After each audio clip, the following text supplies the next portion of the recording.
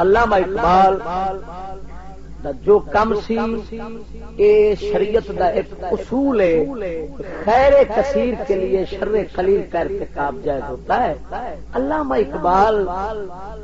پہلا دور اس کا گمراہی تو کفر دا ہے، درمیانہ ہدایت دا ہے، آخری دور اس کا معرفت خدا ہے۔ علامہ خود اعتراف فرمایا کہ پہلا دور میرا دور جاہلیت ہے۔ علامہ جڑی ظاہری شکل وضع بنائی رکھی ہے انگریزاں دے فتنے جانن تے اس قوم نو سمجھاون واسطے اسے وضع بنائیے، اس بڑا کچھ لکھیا ہے تاکہ قوم کسے پاس بچ جاوے یہودیت کے فتنیاں تو، وہ سارا کچھ سمجھایا ہے تے یہ اس کا کم جڑا سی وہ خیر کثیر سی، شر قلیل دا ارتکاب ہوتا ہے جائز سی،